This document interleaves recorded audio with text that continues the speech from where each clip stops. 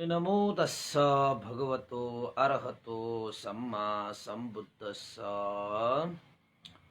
नमामि बुद्धं गुणसागरन्तं नमामि धम्मं सुगतेन देशितं नमामि संघं मुनिराजसावकं। नमो बुद्धाय नमो धम्माय नमो संघाय। श्रद्धालु उपासक उपासिका तथा सधर्म प्रेमी महानुभावहरू,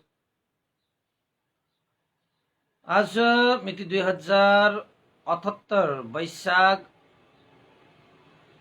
6 गते सोमबार बिहानको 9 बजे सदाझै आज पनि हामी धर्मदेशना लिएर उपस्थित भइसकेका छौँ र धर्मदेशना सुन्नको निमित्त देश विदेशबाट फेसबुकमा जोडिरहनु हुने सम्पूर्ण श्रद्धावन्त उपासक उपासिका तथा सधर्म प्रेमी महानुभावहरूलाई म भिक्षु विमलो सदाझै श्री सिद्धिमङ्गल बुद्ध विहार सिद्धिपुर सानागाउँ थसी महालक्ष्मी नगरपालिका वडा नम्बर 6 बाट सबैलाई मैत्रीपूर्ण न्यानो न्यानो स्वागत टक्राउन चाहन्छु। त उपासक उपासिका तथा सधर्म प्रेमी महानुभावहरू, आजको हामीले धर्मदेशनाको विषयवस्तु राखेका छौँ जीवनको मूल्य, यानि कि यो जीवनको मूल्य कति छ भन्ने विषयमा केही जानकारी दिनको निमित्त भगवान बुद्धले देशना गर्नु भए अनुसार पनि यो जीवनको मूल्य कति रहेको भन्ने विषयलाई अलिकति प्रस्ट्याउला र तपाईहरुलाई जान्नको निमित्त बुझ्नको निमित्त सजिलो हुने किसिमले एउटा दुईटा प्रेरक प्रसंगहरू, कहानीहरू, कथाहरू, एउटा घटनाहरू पनि तपाईलाई प्रस्तुत गरौँला। त साँच्चै यो जीवन, हामीले पाएको जीवन, कसैले तपाईलाई यो जीवनको मूल्य कति छ भनेर सोधिहालेको खण्डमा अब मूल्य चाहिँ कति भन्नु पर्ला। तपाई बजारमा जानुस्, कुनै पनि चीज वस्तुको मूल्य तोकिएको हुन्छ, थप घट पनि होलान्, त्यो आफ्नै ठाउँमा छ, तर मूल्य चाहिँ मूल्य हुन्छ। एउटा फलनाको सामानको यति मूल्य, फलनाको सामानको यति मूल्य, त कसैले तपाईको जीवनको मूल्य कति हो म किन्छु भन्यो भने यद्यपि तपाई बेच्ने कुरा त होइन, तै पनि जीवनको मूल्य कति भनेर सोधिहालेको खण्डमा उत्तर पो कसरी दिने, जीवनको मूल्य कसरी पो राख्ने भन्ने बडा दोमन हुन सक्छ। अब मैले नै तपाईलाई सोधे रे, ल उपासक उपासिकाहरू, यो जीवनको मूल्य कति होला, जीवनको मूल्य कति राख्नु पर्ला भनेर मैले सोधे हाले पनि तपाईहरु चाहिँ के भन्ने, अब कति भन्ने, यो जीवनको मूल्य कति भन्ने। अब त्यसो भए जाउँ, भगवान बुद्ध द्वारा देशित सधर्ममा रहेर हामीले यो जीवनको मूल्यलाई कट्याउने हो भने कति रहेछ त भन्दाखेरि, त भगवान बुद्धले भन्नु भएको त मनुष्य भाव दुर्लभ हो, दुर्लभ छ, यो प्राप्त गर्न अति नै कठिन छ। अब तपाईले भन्नु होला संसारमा मान्छेहरू त कति छन्, के नै दुर्लभ होला र भन्ने तपाईले सोच्नु भएको होला। जति दुर्लभ हुन्छ त्यति मूल्य हुन्छ, जति दुर्लभ हुन्छ त्यति मूल्य हुन्छ। तपाईले हेर्नु भएको होला सुन चाँदी हीरा मोती मणि माणिक्य, हैन, माणिक, हैन, जवाहरलाल पन्ना, के भन्छ, नामै नआउने किसिमको पनि धातुहरू पाइन्छ यो संसारमा, हैन? मणिहरू, हैन? तिनीहरू साह्रै दुर्लभ हुन्छ, त्यसैले उनीहरूको मूल्य धेरै हुन्छ। त मूल्य तोकेको हुन्छ। कतिले यो हिरालाई मैले यतिले बिक्री गर्ने, यतिले किन्ने आदि इत्यादि, हैन? मूल्यहरू चाहिँ तोकेको हुन्छ। वास्तवमा तिनीहरू पनि खासै दुर्लभ भने होइन। सही ठाउँमा तपाईले त्यो खोज नीति गर्नुभयो भने पक्कै पाउँछ, धेरै नै पाउँछ। तर तपाईले खोजेर जीवन पाउने होइन। यो त तपाईले कर्मले पाउने भयो, त्यो पनि कुशल कर्मले, त्यो पनि महान कर्मले, दुर्लभ कर्मले तपाईले प्राप्त गर्ने हो। त्यसैले भगवान बुद्धले भन्नुभएको जस्तो मनुष्य भाव दुर्लभो, मनुष्य भनेको त दुर्लभै हो भनेपछि साह्रै नै प्राप्त गर्न गाह्रो भइसकेपछि अब जीवनको मूल्य कति होला त भन्दाखेरि जीवन भनेको अमूल्य छ। जीवनलाई मूल्य नराख्नु रे। किन त भन्दाखेरि जीवनको मूल्य नै अमूल्य छ त कसरी मूल्य राखिन्छ? त्यसैले जीवनको मूल्य नराख्नु, किनकि जीवन अमूल्य छ। त यो जीवनलाई जिउने, जीवनलाई बुझ्ने, जीवनको अस्तित्वलाई कायम गरेर, जीवनको स्वाभिमानलाई कायम गरेर तपाईले आफ्नो जीवनको मूल्य आफैले गर्ने हो नि। मूल्याङ्कन कति हो मेरो जीवनको मूल्य भन्ने कुरा त कसैले तपाईको जीवनको मूल्य यति उति भनेर राख्न सकिँदैन। तपाईको जीवनको मूल्य के कति हो भन्ने कुरा त तपाई आफैले निर्धारण गर्ने हो। तपाईले आफैले आफ्नो जीवनको यो अमूल्य जीवन भनेर त भगवान बुद्धले भन्नु भइसक्यो। त तपाईले यो जीवनलाई अमूल्य बनाउने काम त कसले गर्नुपर्छ त भन्दाखेरि तपाई आफैले गर्नुपर्छ। मूल्य नभएको जीवन बिताउने मान्छेहरू न छैनन् र संसारमा कयौं छन्। अमूल्य जीवन पाएर पनि यो जीवनलाई नचिनेका, नजानेका, नबुझेका, यो जीवनलाई जिउन नसकेका, नजानेका, नबुझेका, जब उसले आफ्नो यो जीवनलाई नै बुझ्दैन भने उसले जीवनको मूल्य कसरी वृद्धि गर्छ? जीवनको अमूल्य जीवनलाई कसरी उसले सार बनाउँछ भन्ने प्रश्न नि हैन? त भगवान बुद्धले त मनुष्य भाव दुर्लभ, यो त प्राप्त गर्न साह्रै कठिन, साह्रै गाह्रो भनेपछि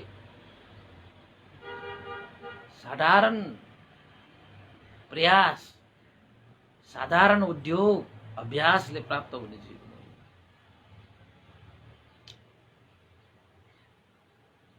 त तपाईको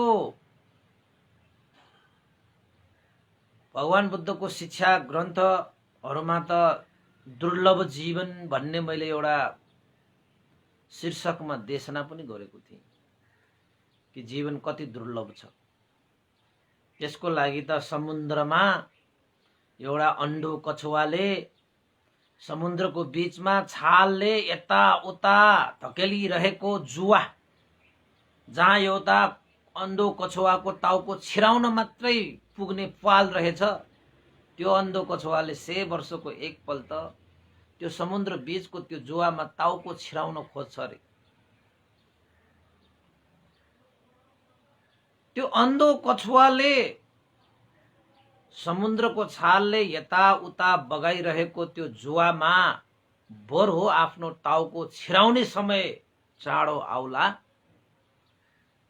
तपाईले यो जीवन एकचोटि गुमाएर फेरि मनुष्य जन्म लिनको निमित्त त्यो भन्दा पनि हजारौं गुना, लाखौं गुना समयले पनि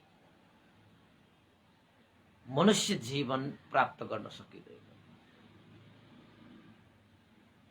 त्यस्तो एउटा चाहिँ समय बिताएर, त्यस्तो एउटा चाहिँ उद्योग गरेर, अभ्यास गरेर यो प्राप्त भएको यो जीवनलाई मूल्य कहिले पनि नहाल्नु। किन त भन्दाखेरि जीवन नै अमूल्य छ।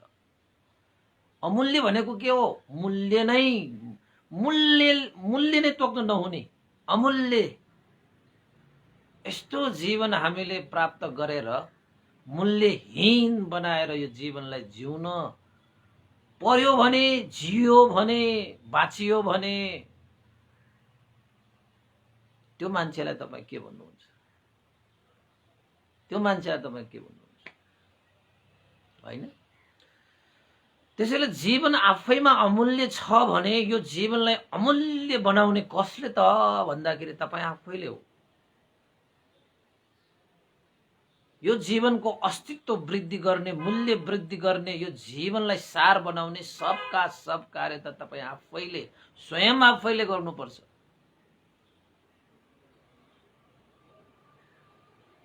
अरूले त तपाईको मूल्य घटाउने मात्रै काम गर्छ।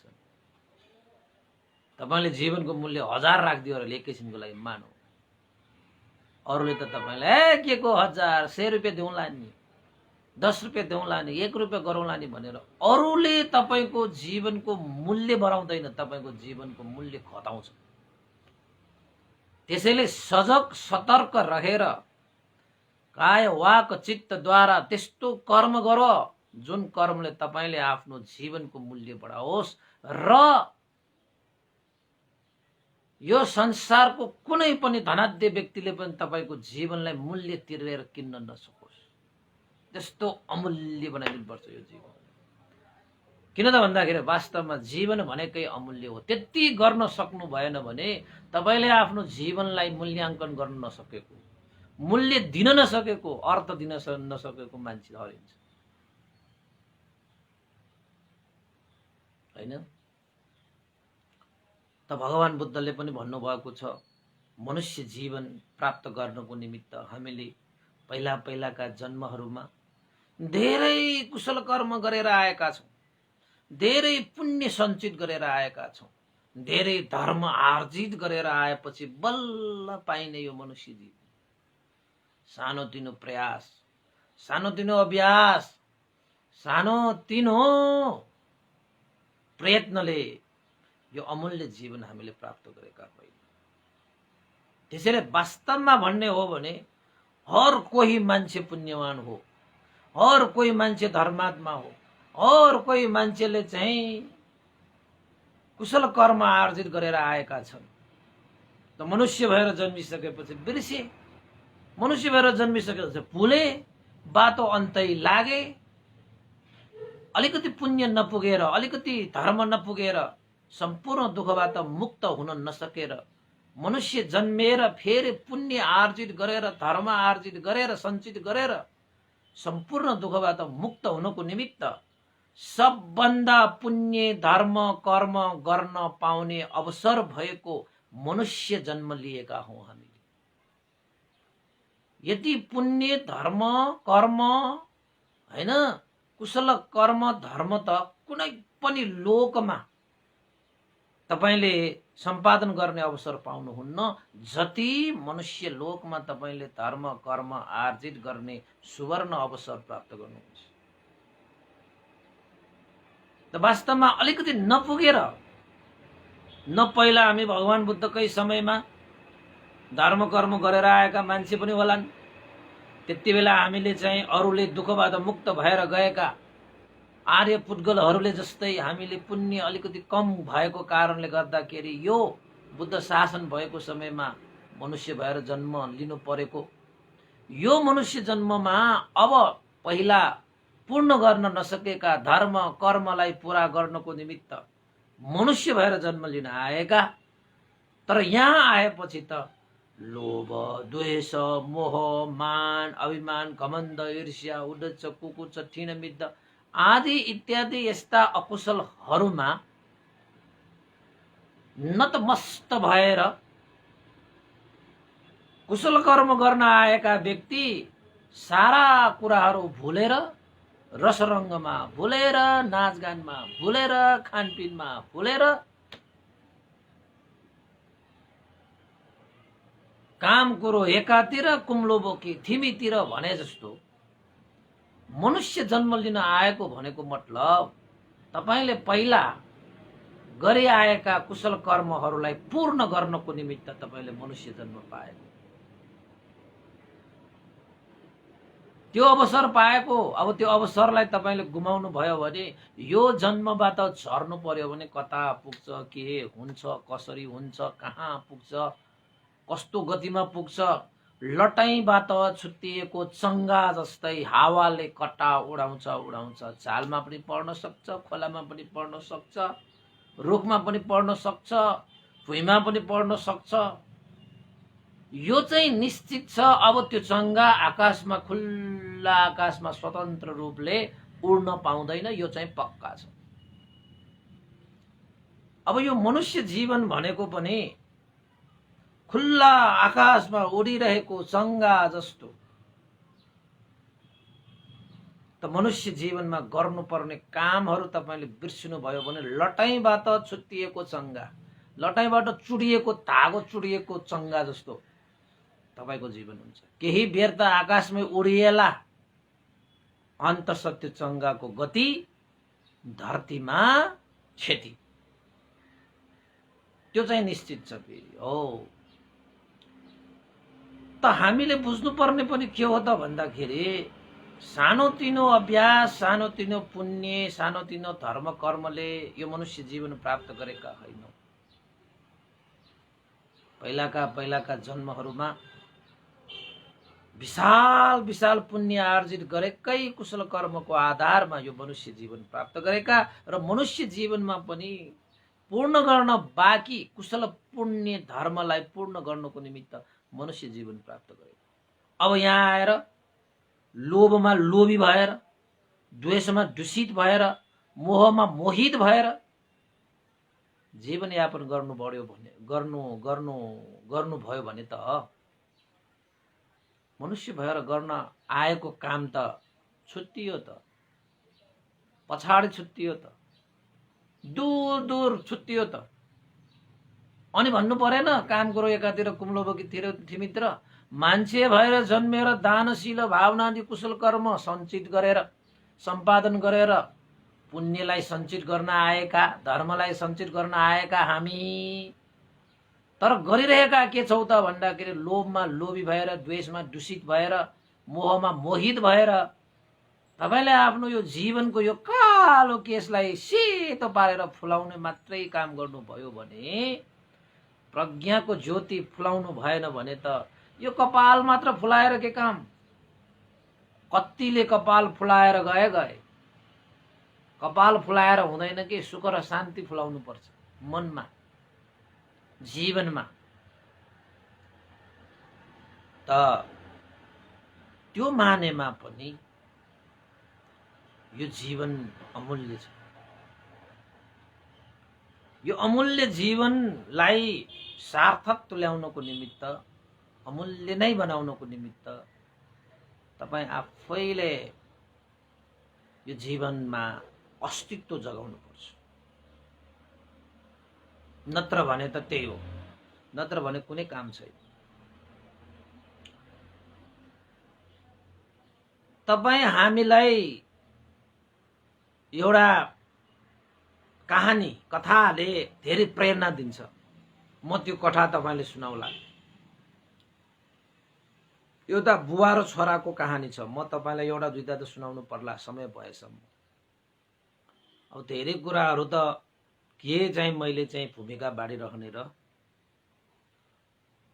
तपाईलाई यही कहानीबाटै धेरै कुराहरू जानिन्छ। तपाईलाई सुनाइदिहालौँ है त। तपाईले पनि सुन्नु भएको होला यडा कदा यो चाहिँ प्रेरक प्रसङ्ग भएको कारणले जसरी पनि सुनाइरहेको हुन्छ, मैले पनि आफ्नै पाराले सुनाइदिउँला। तर कथाले चाहिँ हाम्रो जीवनको मूल्यको बारेमा व्याख्या गरिएको पाइन्छ। एउटा पिताको एक्लो छोरा, बडा सोच मग्नमा पर्ने छोरा, जे कुरा पनि आफ्नो पितालाई सोधिहाल्ने बानी थियो। हाम्रो पनि बच्चाहरूले धेरै कुरा मनमा राख्दैन नि। बुबा यो भनेको के हो, त्यो भनेको के हो, यो कस्तो के हो भनेर चाहिँ छोराछोरीहरूले त्यसरी सोधिरहेको तपाईहरु पनि पाउनुहुन्छ होला। कोही पिताहरूले छोराछोरीहरूको जिज्ञासालाई सरल तरिकाले बुझाइदेला। कोही आमा बुवाहरू छोराछोरीहरूले सोधिएको प्रश्नमा झर्को मानेर गाली पनि गर्नेहरू होलान्। तर वास्तवमा छोराछोरीहरूले राखेको गुनासो, राखेको जिज्ञासा भनौँ न, गुनासो त होइन, जिज्ञासा र प्रश्नहरूको चाहिँ सरल तरिकाले उनीहरूले बुझ्ने भाषामा, बुझ्ने तरिकाले उनीहरूलाई चाहिँ उत्तर चाहिँ दिनुपर्छ। उत्तर चाहिँ दिनुपर्छ। किन त भन्दाखेरि छोराछोरीहरू भनेका नै जिज्ञासु हुन्छ के, धेरै जिज्ञासु हुन्छ के उनीहरू।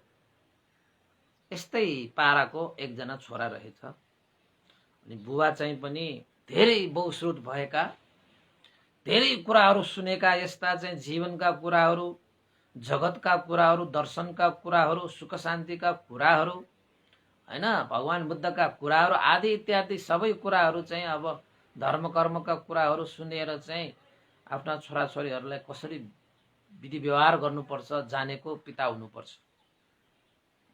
छोरा चाहिँले सोधेछ, बुबा यो जीवनको मूल्य कति होला भनेर छोरा चाहिँले बाउ चाहिँले सोधेछ। अब अरू प्रश्नहरू त साधारण त दिँदाखेरि पनि पुगिहाल्थ्यो, तर आजको प्रश्न, छोराको प्रश्न बडा गम्भीर छ, हैन, बडा जटिल छ। गम्भीर र जटिलतालाई सुल्झाउनको निमित्त अलिकति गाह्रै हुन्छ, अलिकति बुद्धि लगाउनै पर्छ। त पिताले आफ्नो छोरालाई त्यो गम्भीर र विशेषताले भरिपूर्ण, जटिलताले भरिपूर्ण त्यो प्रश्नको उत्तर आफ्नै मुखले दिँदाखेरि अलिकति उपयुक्त नहोला भनेर छोरा चाहिँलाई एउटा काम अडाएछ। बाबु, तिमीले मलाई सोध्यौ जीवनको मूल्य कति छ। अब म यो मुखबाट होइन, तिमीलाई कामबाट, कुराबाट होइन, म कामबाट तिमीलाई चाहिँ जीवनको मूल्य कति हो भन्ने कुरा दर्शाइदिन्छु। तिमी आफैले बुझ्नेछौ जीवनको मूल्य कति हो भन्ने कुरा। त पिताले एउटा पुरानो एउटा ढुङ्गा ल्याएर, चट्टान जस्तो ढुङ्गा ल्याएर छोराको हातमा थमाइदिएछ। किन र बुबा, अब यो ढुङ्गा मेरो हातमा पर्ने बित्तिकै मैले जीवनको मूल्य थाहा पाए त।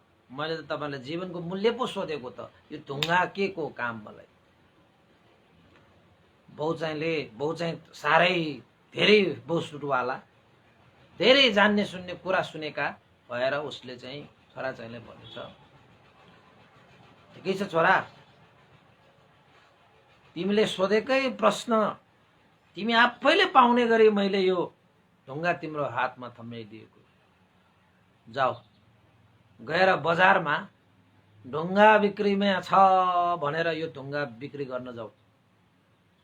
बजारमा कसैले यो ढुङ्गाको मूल्य सोध्यो भने दुईटा औँला यसो थराउनु, तर बेच्न चाहिँ नबेच्नु। यसो औँला दुईटा थराउनु अनि म कहाँ आउनु है, बेच्न चाहिँ नबेच्नु। बस तिमीले चाहिँ त्यो परिस्थितिमा त्यहाँ के सुन्यो, के देख्यो त्यो मात्रै याद गरेर आउनु, अनि तिमी आफैले जीवनको मूल्य थाहा पाउनेछौ छोरा भनेछ। धेरै कुरा सुनेका बुवा भएको कारणले अब हामीले धर्म कर्मका कुराहरू सुनिराख्यो भने यस्ता उपाय कुशलता हैन अपनाउन सक्छ नि। अनि छोरा चाहिँ पनि आज्ञाकारी भएर, हुन्छ बुबा म बजारमा गएर यो ढुङ्गा बिक्रीमा भनेर लेखेर म बसिरहन्छु। गएर त्यो ढुङ्गा लिएर गएर बजारमा गएर भिडभाडमा गएर ढुङ्गा बिक्रीमा भनेर लेखेर चाहिँ बसिरहेको बेलामा एकजना मान्छे आयो, बजारमा के पाउँछ त्यो कुराहरू चाहिँ किन्नको निमित्त पैसा बोकेर आएको मान्छे रहेछ। धेरै सामानहरू किनेर आयो उसले। त ढुङ्गा बिक्रीमा भनेपछि कस्तो ढुङ्गा रहेछ होला यो भनेर त्यो मान्छेले उत्सुक लागेर यसो हेरे। यसो हेर्दाखेरि त ढुङ्गा अरू साधारण ढुङ्गाहरू जस्तो त होइन त्यो। अनि उसले के विचार गरे त भन्दाखेरि ठिकै छ नि त बाबु, यो ढुङ्गा बिक्रीमा भनेर लेखेछ, यो ढुङ्गा हेर्दाखेरि यो साधारण ढुङ्गा जस्तो होइन। यसो हेर्दाखेरि मेरो बगैँचामा राख्नको लागि यो ढुङ्गा सुहाउँदो छ। ल म बजार आइहालेँ, सरसामान किनेर आइहालेँ। अब जाँदै गर्दाखेरि यो ढुङ्गा पनि किनेरै जानु पर्ला। मेरो बगैँचामा अलिकति राख्दाखेरि सुहाउँदो खाले ढुङ्गा पनि देखिन्छ। कति हो यसको मूल्य बाबु भनेर सोध्यो। अनि त्यो बच्चाले पिताले सिकाएर ल्याएको कुरा छसँग सम्झे। औँला यसो दुई त थराउनु भनेर त्यो छोरा चाहिँले बजारमा आएको त्यो बुजुर्ग मान्छेले सोद्धाखेरि ए ढुङ्गाको मूल्य भनेर चाहिँ होइन, ढुङ्गाको मूल्य कति भन्दाखेरि यसो दुई त औँला ठ्याक्कै थराएछ। अनि चाहिँ त्यो बुजुर्ग मान्छेले, बजारमा किन्न आएको मान्छेले ए यो ढुङ्गाको 20 रुपियाँ भनेर जवाफ पाएछ। 20 रुपियाँ मात्रै हो बाबु भनेर सोधेछ। ओहो, मैले चाहिँ दुई त औँला मात्र थराएको, न मैले 20 रुपियाँ भने, मैले 2 रुपियाँ भने। यो मान्छेले त यो ढुङ्गाको 20 रुपियाँ पो भन्दो रहेछ बा। छोरासानीलाई त आश्चर्य लाग्यो। अनि आश्चर्य मान्दै बुबाले भने जस्तै छोरा चाहिँले ढुङ्गा बोकेर बुवा कहाँ फर्केछ। पिता पिता, ए बुबा, हजुर छोरा आइयो, के भयो त बजारमा ढुङ्गा बिक्रीमा राखेर। बुबा मैले त ढुङ्गा बिक्रीमा भनेर मैले राखेर बसेँ। एउटा बुजुर्ग आइयो, कति छ मूल्य बाबु भनेर भन्दाखेरि मैले तपाईँले दुई त औँला थराउँदाखेरि त त्यो बुजुर्ग त्यो किन्न आउने मान्छेले त ए 20 रुपियाँ पो, ल 20 रुपियाँ पर्ने रहेछ यो ढुङ्गाको पो भन्दो रहेछ। मलाई त छक्क लाग्यो। न मैले 20 रुपियाँ भनेको छु, न 2 रुपियाँ भनेको छु। दुई त औँला थराउँदाखेरि उसले 20 रुपियाँ चाहिँ मानेछ। आश्चर्य लाग्यो भनेर छोरा चाहिँले भन्छ। अनि बुबा चाहिँले पठाएछ छोरालाई, अब फेरि यही ढुङ्गा लिएर तिमी ढुङ्गाको मूर्ति बनाउने ठाउँमा गएर यसको मूल्य सोधेर आउज, बिक्री गरेर आउज। तर बिक्री भने नगर, त्यो ढुङ्गा बनाउने ठाउँको मान्छेले यो ढुङ्गामा मूर्ति बनाउने मान्छेले यो ढुङ्गाको मूल्य कति राख्छ भन्ने जान्नको निमित्त तिमी ढुङ्गा बिक्रीमा भनेर जाऊ। त उसले कति मूल्य भनेर सोध्यो भने 2 त औँला मात्र थराउनु है, 2 त औँला मात्र थराउनु भनेर भने। छोरा चाहिँ पनि आज्ञाकारी भएर गएछ। गएर ढुङ्गाको मूर्ति बनाउने ठाउँमा गएर ढुङ्गा बिक्रीमा भनेर कराउन थाले। ढुङ्गामा मूर्ति बनाउने, ढुङ्गामा मूर्ति कोर्ने व्यक्तिहरूले यसो हेर्यो, ढुङ्गा त अलिकति विशेष छ, साधारण ढुङ्गा त होइन। अनि ढुङ्गामा मूर्ति कोर्ने मान्छेले पनि यसो हेर्दाखेरि ए बाबु यहाँ भन्यो। अनि त्यो मान्छे, त्यो बच्चा छोरा चाहिँ पनि गएछ। ढुङ्गा बिक्री गर्न आएको हो बाबु? हजुर हो, म ढुङ्गा बिक्री गर्न आएको। यसो नजिकबाट ढुङ्गा यसो हेरे। खै त बाबु ल्याऊ, म एकचोटि हेर्छु। ढुङ्गा यसो यसो हेरे। त्यो मान्छेलाई पनि त्यो ढुङ्गा विशेष लाग्यो र भन्यो, कति त मूल्य बाबु, कति, ल भन भनेर भन्दाखेरि त्यो छोरा चाहिँले दुईटा औँला ठहरायो। त्यति दुईटा औँला ठहराउने बित्तिकै त्यो ढुङ्गामा मूर्ति कोर्ने व्यक्तिले 2000, होइन 20,000 भनेर मुखले बोलेछ। यो ढुङ्गाको मूल्य 20,000, ठिकै छ नि त, यो 20,000 भयो त है भनेर चाहिँ भन्यो बा। छोरा चाहिँलाई त अचम्म लाग्यो होइन। अब कहाँको 200, कहाँको 2,000, 20,000 होइन। अहिलेलाई तपाईँले चाहिँ अब 2,000 नै भनौँ न, जस मूल्य तिर्यो। उता गर्दाखेरि 20 रुपियाँ 200 रुपियाँ भनेको चिज त त्यो ढुङ्गाको मूर्तिले त 2,000 20,000 भन्न थालिसक्यो होइन। आश्चर्य भयो त। एउटाले 20 रुपियाँ दिएको, अर्कोले त 2,000 दियो, जस मूल्य दियो। ओहो, यही ढुङ्गालाई मैले बिक्रीमा भनेर एकजना बजारमा आउने त्यो बुजुर्ग मान्छेले मलाई 20 रुपियाँ भनेर चाहिँ ढुङ्गाको मूल्य दियो। अब यो ढुङ्गामा मूर्ति कोर्ने व्यक्तिहरूले त 2,000 मलाई दियो। आश्चर्य छ त, ढुङ्गा त यही हो, मूल्य त फरक भयो त। फेरि त्यो ढुङ्गा लिएर पिता कहाँ गएछ। बुबा म त फर्केर आएँ।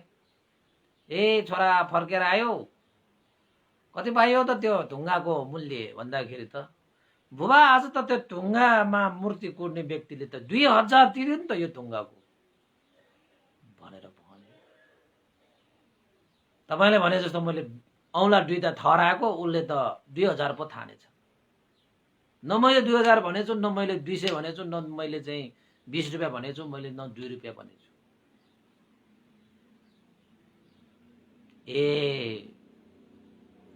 केही थाहा पायो त बाबु तिमीले भनेर छोरा चाहिँलाई सम्झाउँदैछ।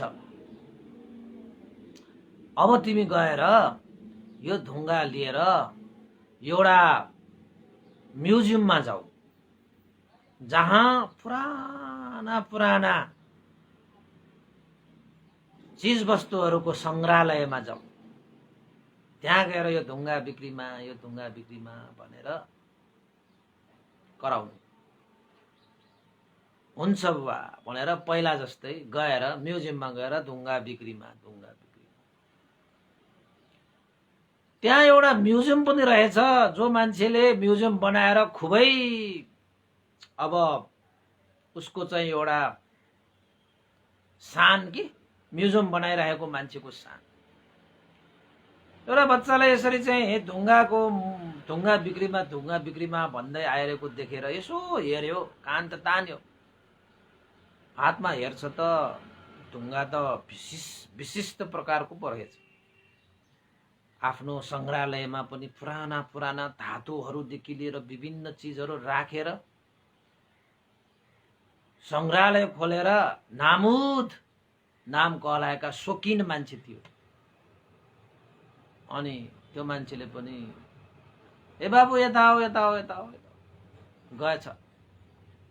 ढुङ्गा बिक्रीमा भनेर कराएको सुनेको बाबु, यो बिक्री गर्न ल्याएको हो? हजुर बिक्री गर्न ल्याएको।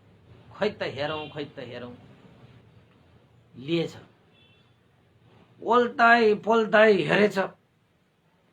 अब संग्रहालयको मान्छे, उसलाई थाहा थियो कुन चिज कति पुरानो, कति महत्त्व, कति दुर्लभ छ भन्ने कुरा। त्यो संग्रहालयको मान्छेले सोधेछ, ल बाबु तिमीले त यस्तो ढुङ्गा बिक्री गर्न ल्याएको रहेछ, कति मूल्य राखेको छु, ल भन, म यो ढुङ्गा किन्ने भयो। संसारका सारा दुर्लभ चिजहरू चाहिँ संग्रहालयमा राखेर संग्रहालय खोल्ने शौकिन मान्छे, म यो ढुङ्गालाई कसरी म छुट्याउन सक्छु बाबु? यो पनि मेरो सङ्ग्रहको लागि चाहिँ एउटा कोसे ढुङ्गा साबित हुन्छ। कति मूल्य राखेका छौ बाबु भनेर भन्दाखेरि त्यो छोरा चाहिँले 2 औँला थराएछ। 2 औँला थराउने बित्तिकै त्यो मान्छेले ओ 2 लाखको मूल्य राखेको छ, ठिकै छ बाबु, जम्मा 2 लाख रुपियाँ राखेको रहेछ होइन मूल्य भनेर पो भन्दो रहेछ बा। त त्यो बालकलाई त आश्चर्य भयो। लौ ननी, यो ढुङ्गाको मूल्य मैले न 2 लाख भनेछु, न 20,000 भनेछु, न 200 भनेछु, न 20 रुपियाँ भनेछु, न 2 रुपियाँ भनेछु, मात्र 2 औँला उठाएको थिएँ।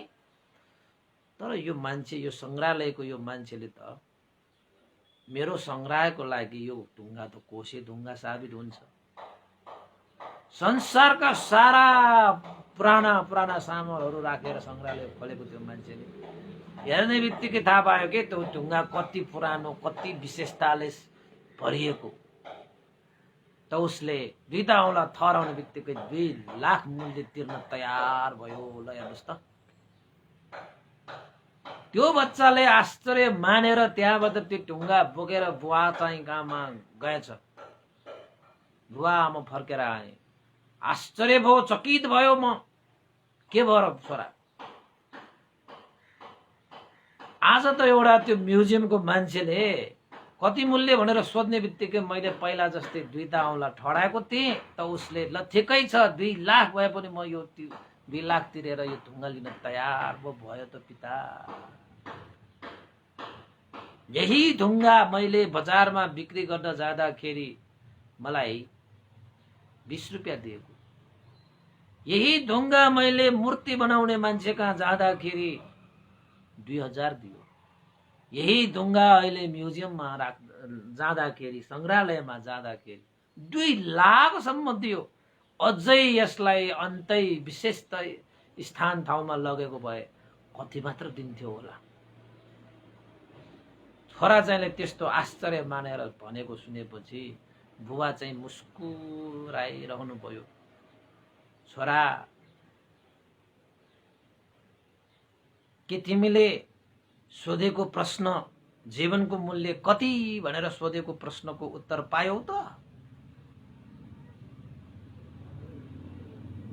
कति रहेछ त जीवनको मूल्य? उत्तर पायो त? छोरा चाहिँले बुवाको मुहार हेरेर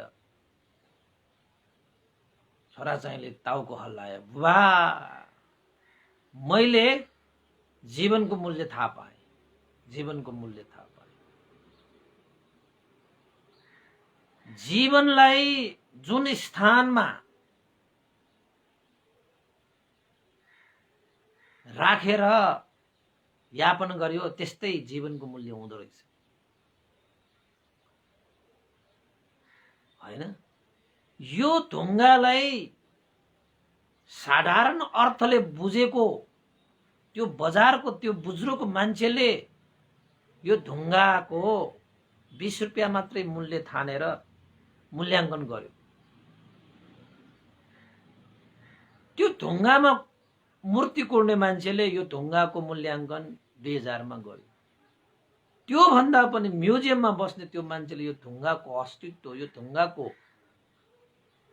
महत्त्व कति बुझेको होला उसले 2 लाखसम्म पनि यो ढुङ्गाको मूल्य दियो।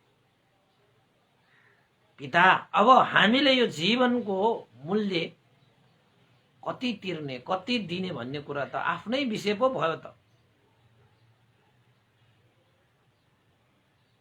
त्यसैले जीवनको मूल्य कति हो भन्ने प्रश्नको उत्तर वास्तवमा दिने हो भने त अमूल्य नै हो। त्यो मूल्य कति हो भन्ने कुरा त जुन स्थानमा, जुन अवस्थामा हामीले यो जीवनलाई प्रस्तुत गर्यो, बाँच्यो, त्यसरी नै जीवनको मूल्य हुने रहेछ। पिता, मैले त्यसरी थाहा पाएँ भनेर छोरा चाहिँले टाउको हल्लाए। ठिकै छ छोरा, यो ढुङ्गा यही राख, अर्को एउटा काम गर, म तिमीलाई एउटा अर्को काम पनि दिन्छु। हुन्छ पिता, हुन्छ बुबा, के गर्नु पर्यो? जाऊ त त्यो कोठामा गएर एउटा दन्दी लिएर आऊ, फलामको छडी, फलामको दन्दी एउटा लिएर आऊ।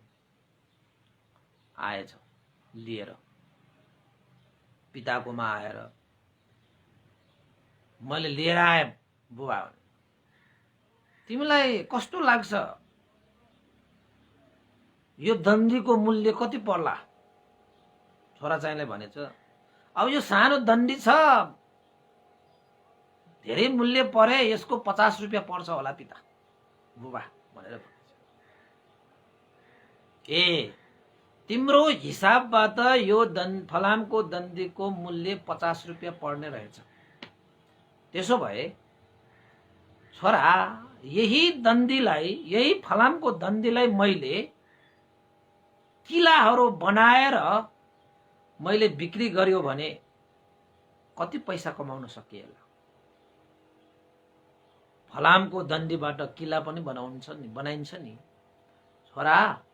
50 रुपियाँ जाने यो दन्दीलाई मैले फलामको किला बनाएर बिक्री गरे भने कति रुपियाँ पैसा कमाउन सकिएला? कति मूल्य आउला मलाई? छोराचाइले भने, यो दन्दीबाट तपाईले फलामको किलाहरू बनाउनु भयो भने त 5000 त मजाले कमाउन सक्नुहुन्छ होला। 5000 ठिकै छ छोरा, यो पनि सही हो। अब यो दन्दी, फलामको दन्दीबाट मैले किलाहरू बनायो भने 5000 कमाउन सकिन्छ, जुन 50 रुपियाँको दन्दी छ। त्यसो भए छोरा, यही फलामको दन्दीबाट मैले एउटा फलामको मूर्ति बनाइदियो भने कति कमाउन सकिएला मैले भन्न सक्छौ?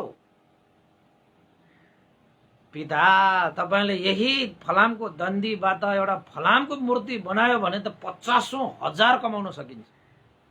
50,000 मूल्य तपाईले चाहिँ प्राप्त गर्न सक्नुहुनेछ।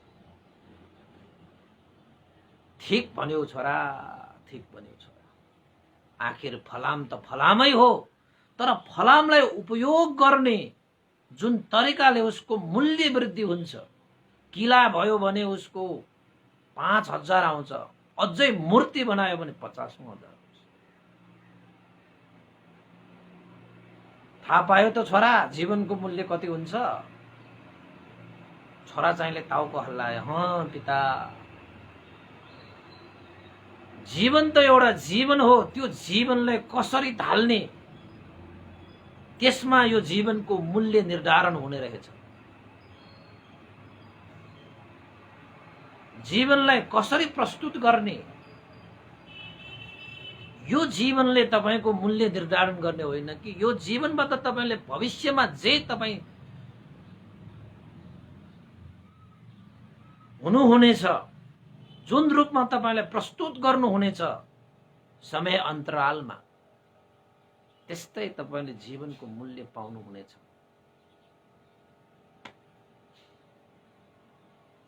त पिताले छोरालाई जीवनको मूल्य सम्झाउनको निमित्त दुईटा प्रसङ्गहरू प्रस्तुत गरे। छोरा चाहिँले मजाले टाउको हल्लाएर, हँ पिता, बल्ल थाहा पाएँ मैले जीवनको मूल्य कति रहेछ, कसरी मूल्यलाई वृद्धि गर्नुपर्ने रहेछ, जीवनको मूल्य कति हुन्छ, स्थान, जुन अवस्था, जुन परिवर्तन,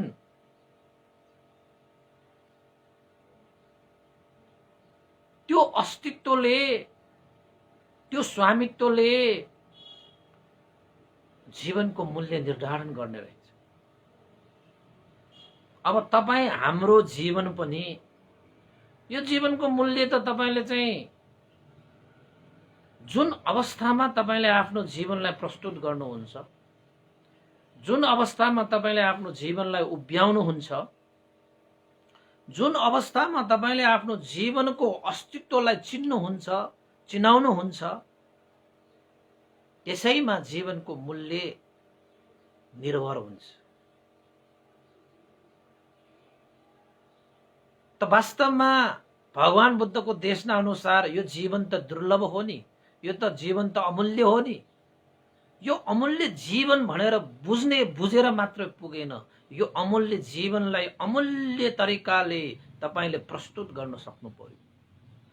यो अमूल्य जीवनलाई अमूल्य अस्तित्व प्रदान गर्नु पर्यो। यतिसम्म गर्न सक्ने यो जीवनलाई तपाईले यो भाषा भुसु नाग तुग गरेर जीवन यापन गर्नुभयो भने त तपाईको जीवन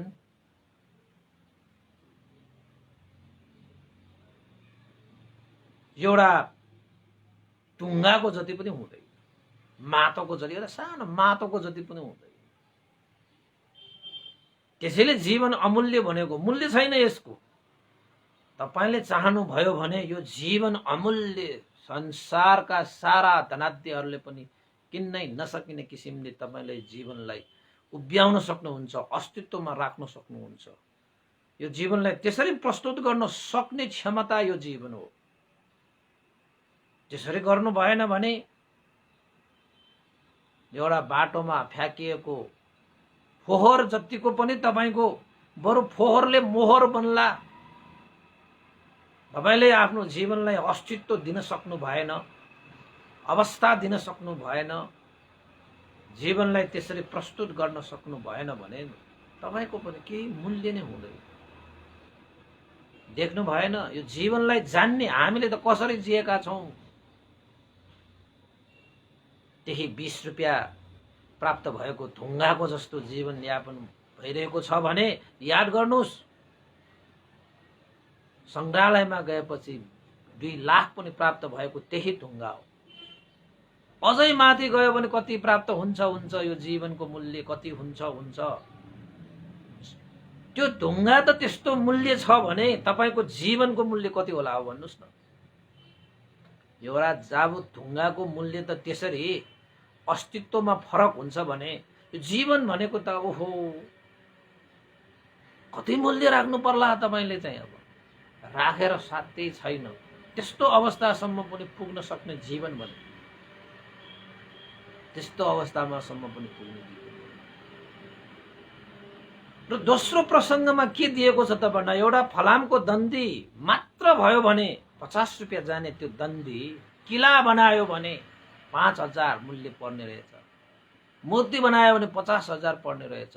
त्यसैले तपाईले आफ्नो जीवनलाई त्यही दण्डी मात्रै बनाइरहने कि किला बनाउने कि मूर्ति बनाउने, यो जीवनलाई तपाईले के बनाउने त्यसमा भर पर्छ। तपाईको जीवनको मूल्य कति हो भन्ने कुरा अमूल्य बनाउनको निमित्त त अमूल्य काम गर्नु पर्यो, अमूल्य अवस्था सृजना गर्नु पर्यो, कसैसँग दाच्न नसकिने कर्म गर्नु पर्यो, धर्म गर्नु पर्यो, बाटोमा पाइला चाल्नु पर्यो, अनि मात्रै तपाईको जीवनको मूल्य अमूल्य हुन्छ।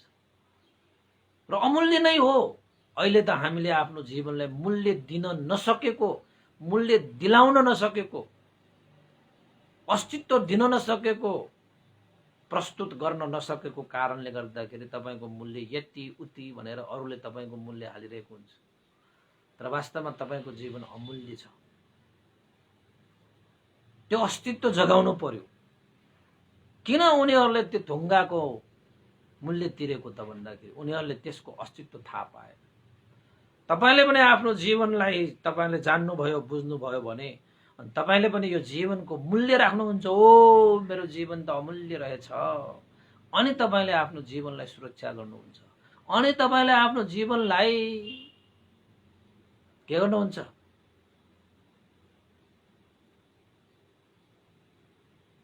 हैन, यो जीवन चाहिँ मूल्यहीन होला, यो जीवनको मूल्य नरहला भनेर सजग संयम भएर यो अमूल्य जीवनको यो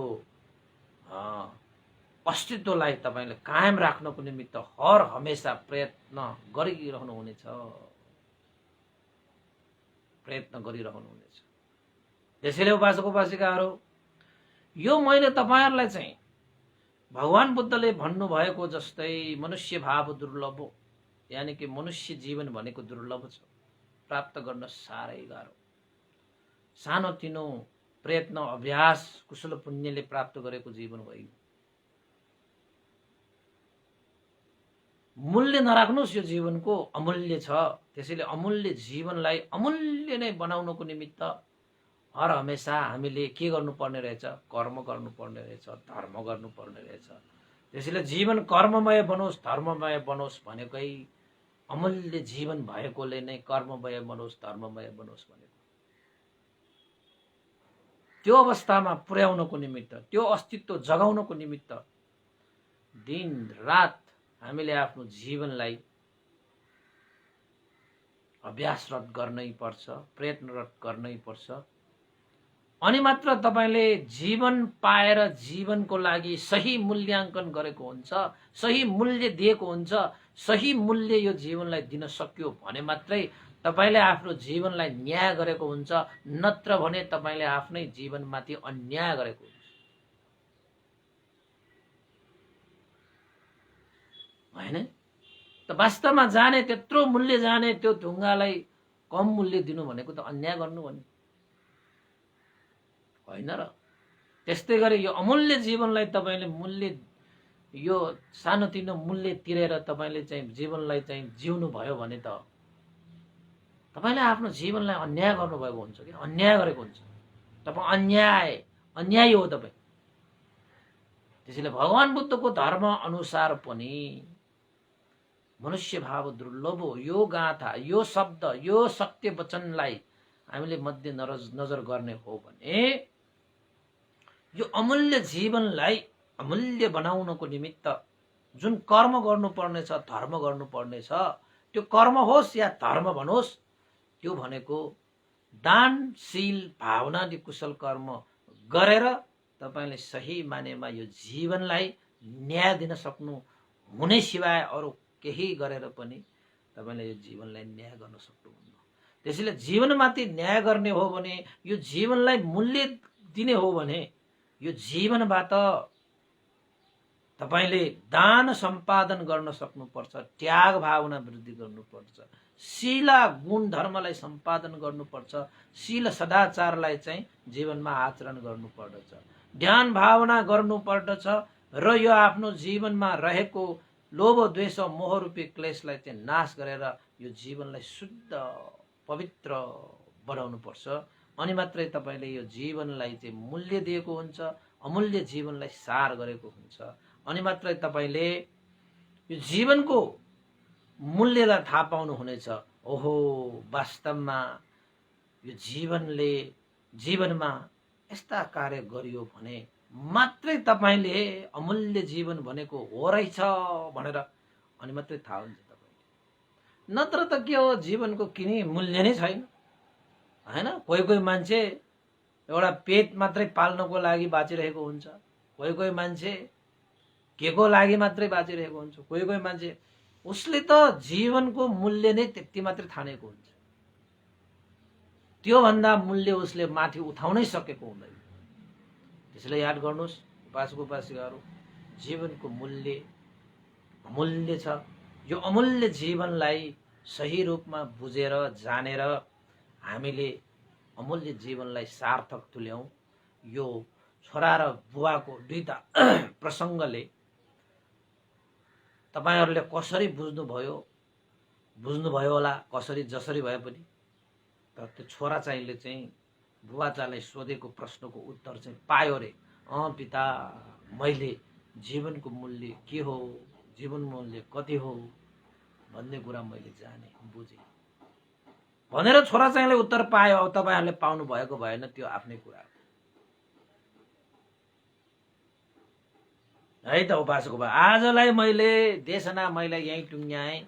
आज केही नामहरूलाई मैले चाहिँ अनुमोदन गर्नुपर्ने छ, त्यो अनुमोदन गर्दै आजको देशना मैले यही टुङ्ग्याउने अनुमति चाहे। तपाईहरुले पनि यो जीवन अमूल्य छ, यो अमूल्य जीवनलाई अमूल्यवान बनाउनको निमित्त सदा सर्वदा यसरी नै जीवनमा दानशील भावनादि कुशल कर्मको अभ्यास गरेर यो जीवनलाई न्याय दिन सकोस् भन्ने आशिका गर्दै आजको देशना मैले यही टुङ्ग्याउन चाहे। भवतु सब मङ्गलङ। र पुण्यानुमोदन गर्नु अगाडि मैले केही यहाँ श्रद्धालु उपासकहरूको नाम यहाँ चाहिँ प्रस्तुत गर्न चाहे।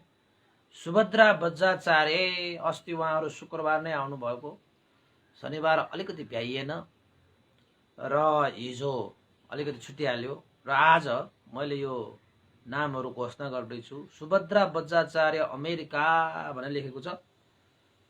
उहाँले चाहिँ त्रिबोधी विपස්සना ध्यान केन्द्रको लागि रु 4,000 आर्थिक सहयोग गर्नुभएको छ। उहाँलाई धेरै धेरै साधुवाद व्यक्त गर्न चाहे। त्यस्तै गरी शनि शाक्यको नाममा पनि ध्यान केन्द्र निर्माणको लागि रु 5,000 आर्थिक सहयोग गर्नुभएको छ। उहाँलाई, उहाँको परिवारलाई पनि धेरै धेरै साधुवाद। त्यस्तै गरी आशारत्न शाक्य, पद्मदेवी शाक्य चाकुपाट पाटनबाट पनि त्रिबोधी ध्यान केन्द्रको लागि रु 6,000 आर्थिक सहयोग गरेर जानुभएको थियो। उहाँहरूलाई पनि धेरै धेरै साधुवाद व्यक्त गर्न चाहे। र अर्को एकजना उपासिका हुनुहुन्छ निलम शाक्य, काठमाडौँ ढल्को परिवारबाट पनि त्रिबोधी विपස්සना ध्यान केन्द्रको लागि रु 10,000 आर्थिक सहयोग प्रदान गर्नुभएको थियो। उहाँको परिवारलाई पनि धेरै धेरै साधुवाद व्यक्त गर्न चाहे है। र अरू त तपाईहरुको भोजन अब घर घरमा जाने परिस्थिति नभएको कारणले गर्दाखेरि दिवंगत सुदर्शन शाक्यको नाममा डिना शाक्य भोजनको लागि रु 1,000 प्रदान गरी 2,000 प्रदान गर्नुभएको छ। त्यस्तै निलम शाक्यद्वारा पनि धर्मदान धर्म पूजा भनेर अस्ति 2,000 प्रदान गर्न आउनु भएको थियो है। यो पनि धर्म पूजा नै हो। आशा रत्न शाक्य, परमदेवी शाक्यबाट पनि रु 2,000 भनेर यो पनि धर्म पूजा भयो। त्यस्तै निलम शाक्यद्वारा पनि भोजनको लागि भनेर रु 2,000 आर्थिक सहयोग प्रदान गर्नुभएको छ। उहाँहरू सबैलाई धेरै धेरै साधुवाद व्यक्त गर्न चाहे है। र अन्य कुराहरू पनि धेरै धेरै सहयोग गरेर आउनुभएको थियो। अस्ति चाहिँ शुक्रबारको दिनमा चाहिँ भन्तेलाई भेट्न आउने उपासकहरू धेरै थियो। मैले चाहिँ भन्न छुट्याएकोले आज मैले भनिहालेको। धेरै धेरै उपासकहरूलाई चाहिँ नाम छुटेको भए पनि पछि अवश्य सम्झिदिने नै छु। कहिले काहीँ यताउता छुट्टिन पनि सक्छ है। त्यसैले साथ सहयोग दिइरहनु हुने सम्पूर्ण उपासक उपासिकालाई धेरै धेरै धन्यवाद, साधुवाद हैन। अहिले कोरोनाको अवस्था पनि अहिले अलिकति नाजुक हुँदै आइरहेको छ हैन। समाचारहरू यसो सुन्दाखेरि चाहिँ हिजो अस्ति मात्रै तपाईको नेपाल भरि 1000 भन्दा पनि वृद्धि। काठमाडौँमा मात्रै, यो काठमाडौँ उपत्यकामा मात्रै कति हो 435 जना हो कि के हो बढेको मैले सुने, देखेँ, पढेँ। यो अवस्था हेर्दाखेरि चाहिँ अलिकति सजग सतर्क हुनुपर्ने नै अवस्था देखिन्छ है उपासक उपासिकाहरू। यता हाम्रो नगरपालिकामा त स्कुलहरू पनि बन्द भइसकेको अवस्था छ आजदेखि है।